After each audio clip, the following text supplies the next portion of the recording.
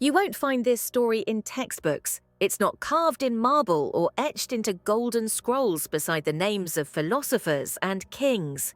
It lingers in the shadows between columns, buried beneath the glory of ancient Greece, the side of history no one wants to remember. This is not a tale of heroic battles or noble debates. It's the story of a boy, sold, broken, forgotten, a life ground into dust beneath the sandals of civilization, a name erased so that others could shine. Through his eyes, you'll walk the halls of Athens not as a citizen, but as property. You'll see the truth behind the symposiums, where men who spoke of virtue feasted on silence, suffering and submission. You'll feel the weight of chains not just on the body, but on the soul, because behind every golden age lies a graveyard. And this is the voice from within it, the voice of one boy, one ghost, one survivor. Remember his story, because it's not just ancient, it's now. You wake in darkness. The air is thick with sweat fear and the sharp tang of olive oil. Stone presses cold against your bare back, and your skin sticks to the damp floor. There are no windows here, no clocks, no sky to mark the passing of time. Just the silence broken only by distant laughter drifting from above. Not the kind of laughter that warms a room. No, this laughter tightens your gut. It reminds you that you don't belong to yourself anymore. Your ribs ache, deep bruises pulsing with every breath. The iron cuff clamped around your ankle has rubbed the skin raw, and with each movement, flakes of dried blood fall like dust. You hear it, the heavy, steady clack of sandals against stone, not hurried, not hesitant. That sound has a name burned into your memory, the overseer. You don't need to see him to know it's him. He moves like a man who owns pain.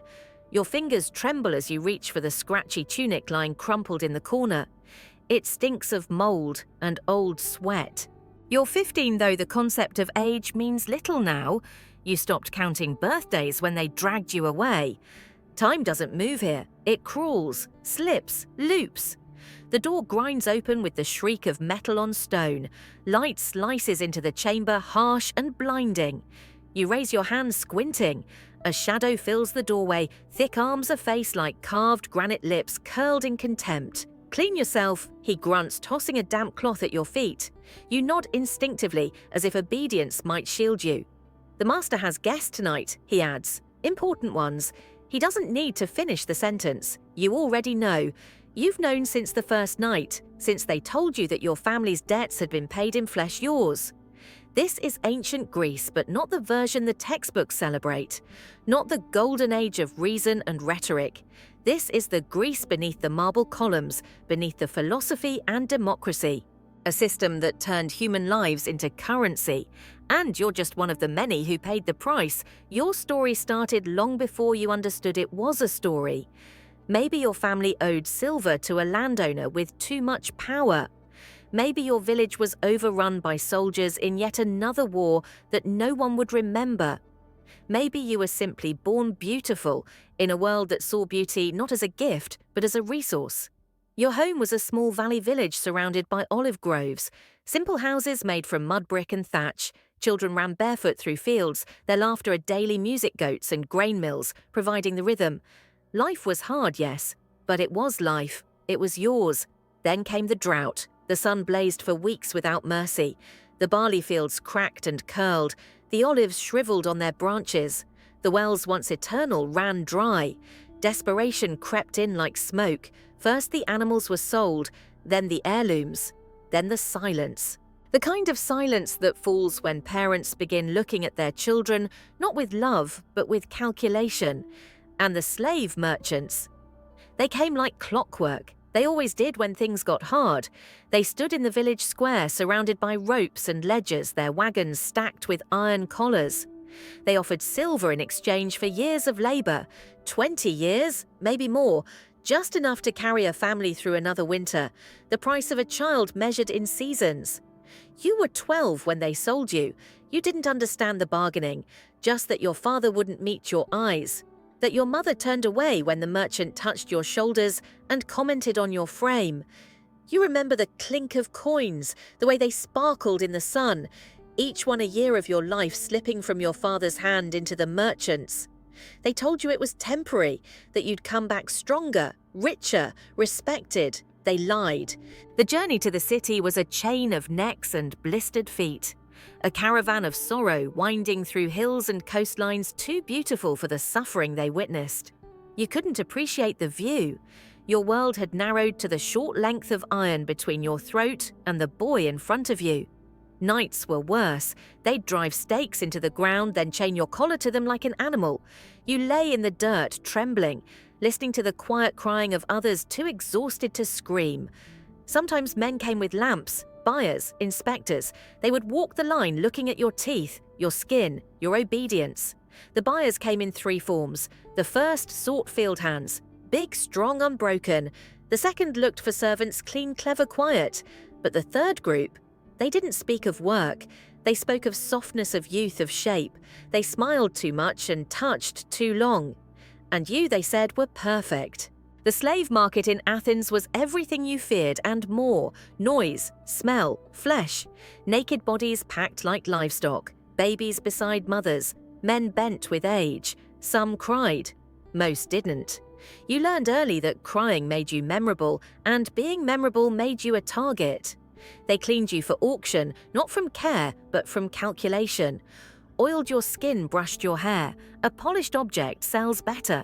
You stood on the platform oiled and silent while the auctioneer shouted your statistics, your age, your village, your muscle tone, your beauty.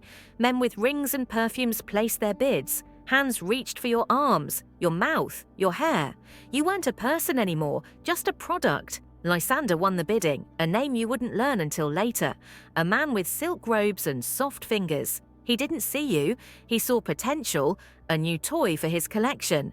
His house was a palace compared to your village. Painted ceilings, gold-trimmed lamps, servants everywhere, all young, all lovely, all silent. Your room was a basement cell, straw a pot and a stone wall. Your overseer Demetrius was once like you.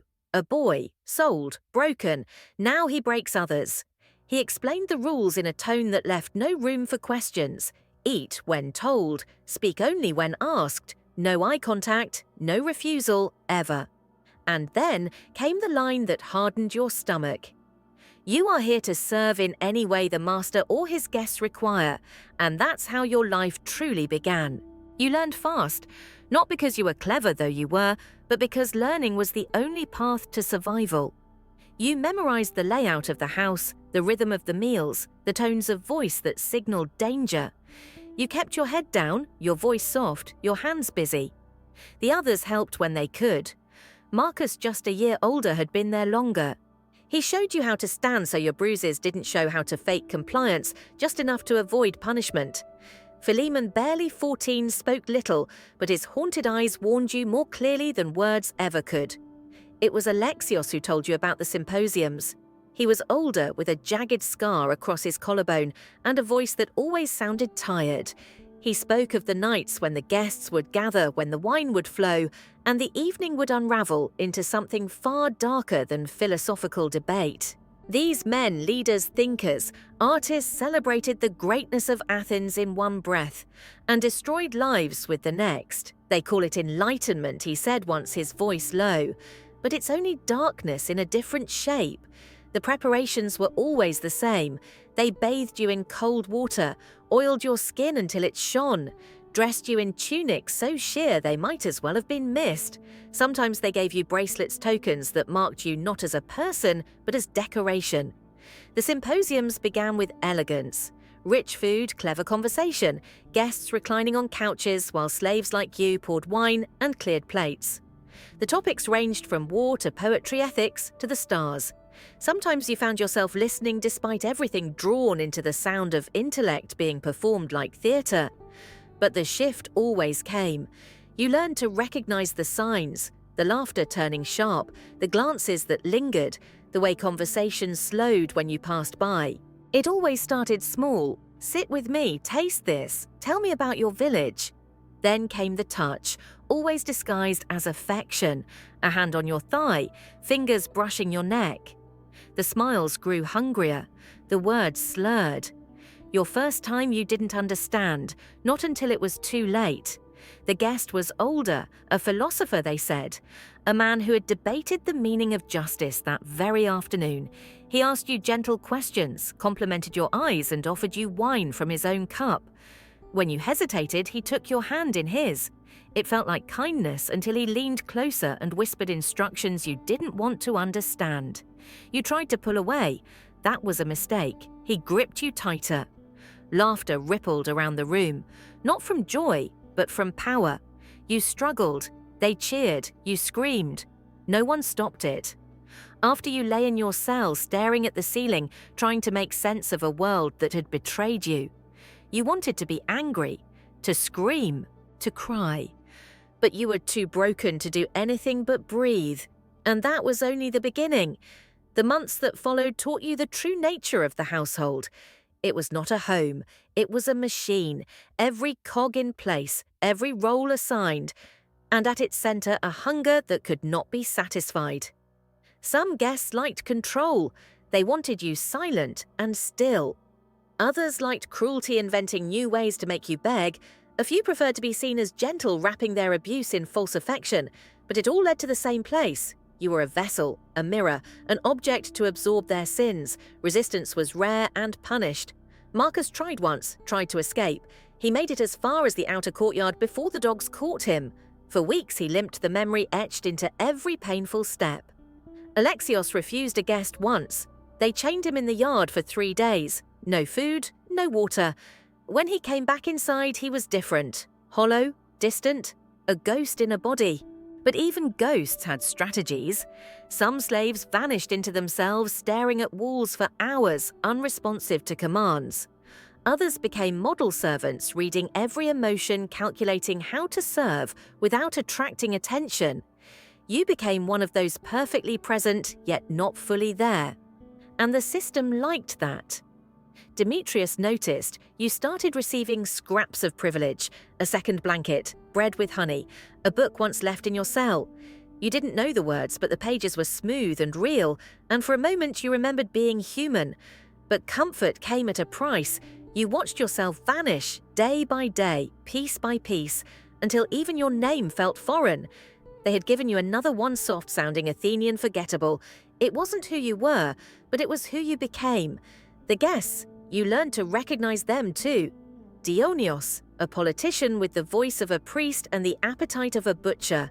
He quoted Plato while humiliating you, smiling as if cruelty were a philosophy. Cleomenes, a merchant with a public reputation for generosity. He liked pain, said it made the soul stronger. He left scars, but always paid extra.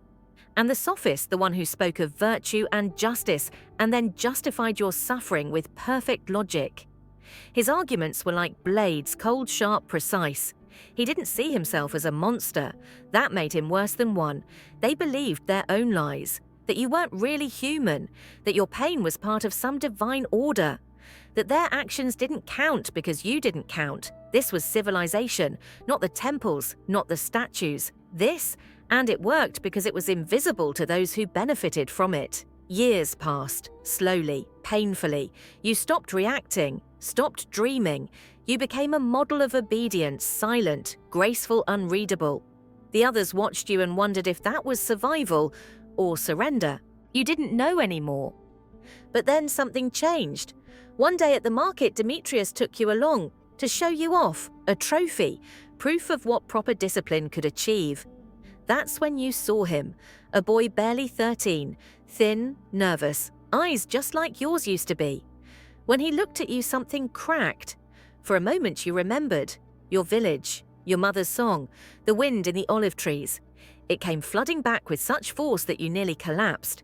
Demetrius noticed, asked if you were unwell. You lied, said it was the heat. But it wasn't. It was the past screaming. That boy was sold elsewhere. You never saw him again, but you couldn't forget.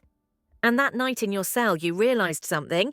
There was still a spark left in you. You weren't whole, you weren't strong, but you were still alive. And that meant something, even here. The change is quiet at first, subtle, like a shift in the wind. You start to listen again, not just for orders or danger, but for stories. You notice the whispered conversations between slaves during late-night chores, The soft songs hummed in dead languages as bodies scrub floors or fold linens. They're not just background noise, they're memories, fragments, resistance. You begin to share your own slowly, carefully. A half-remembered festival, the shape of a tree outside your childhood home, a nickname your sister gave you. At first the words feel foreign in your mouth, then they feel like fire, and the fire spreads. Other slaves begin opening up too. They tell you their real names, the ones the house tried to erase. They speak of hills and harvests of gods different from the marble idols that line the master's walls. They pass around tiny bits of contraband, a carved pebble, a knotted thread bracelet, a shred of song, small stupid things if you didn't know better. But you do. These are lives refusing to be erased. Still, it's dangerous. If Demetrius catches you whispering in your old tongue, you know what will happen. If you're caught sharing bread or comforting someone after a bad night, it's punishment, separation, or worse, reassignment. The household has a hierarchy of pain. Fresh slaves are paraded, broken ones are hidden. The in-between, those still useful, are managed like inventory. You're part of that now. You've been there long enough to see the pattern, and it keeps going because it's designed to. A few years pass, you lose count. Your back is a roadmap of scars. Your wrists never stop aching. But you learn to survive with the detachment of a ghost, until the day Demetrius calls you into his room. You're being transferred, he says simply. You don't react. You've learned not to. But inside, something flinches. A mining camp, he adds, in the mountains. You know what that means. Everyone does. It's not punishment, not even cruelty. It's logistics. You're no longer valuable. You've aged out of the master's tastes. You're not broken enough to be sold cheap. So you're sent to be ground down one stone at a time until your bones finally give in. The household doesn't kill its slaves. It just stops keeping them alive. That night, Marcus finds you. He's survived somehow, now serving in the master's wife's quarters where the work is cleaner but no less hollow. He gives you a shard of metal, rough, rusted, sharp.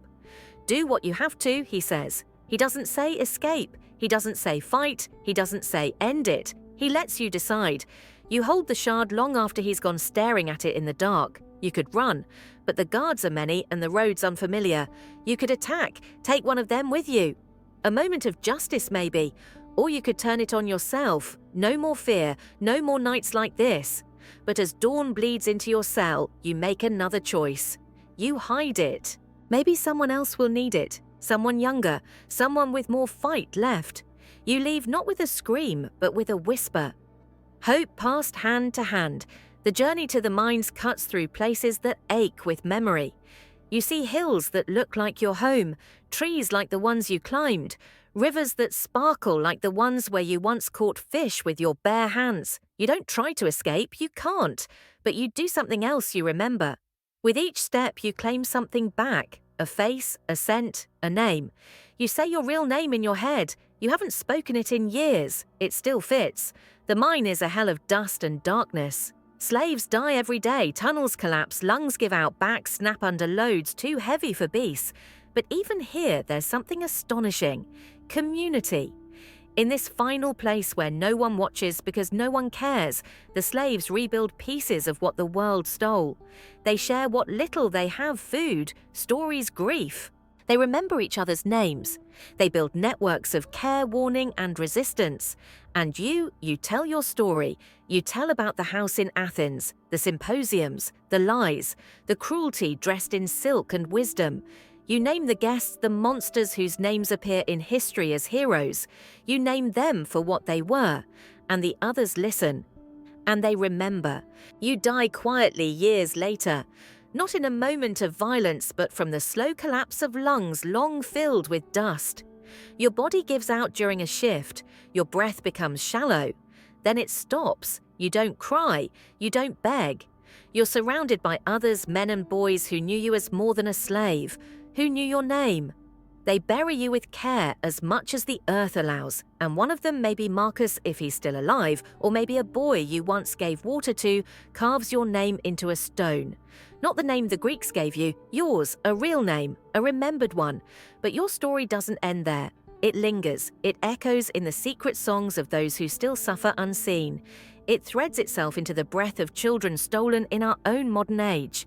Because make no mistake, the system that broke you is not gone. It just changed clothes. Today, it hides behind contracts and politics. It wears the mask of industry technology convenience.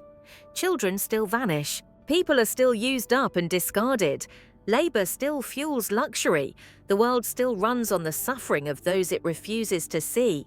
We like to think we're better now, but we are not better. We are more efficient. The ancient Greeks had their symposiums. We have our screens. Their gods were made of marble. Ours are made of data and profit. But the cruelty, the hierarchy, the silence, it's the same. And unless we remember, unless we truly see, it will keep happening again and again and again. So remember, say the names, speak the stories, look where power tells you not to look. Because silence isn't neutral, it's complicity. And somewhere out there, another boy is waking up on a cold stone floor thinking no one will ever know his name. Let's prove him wrong.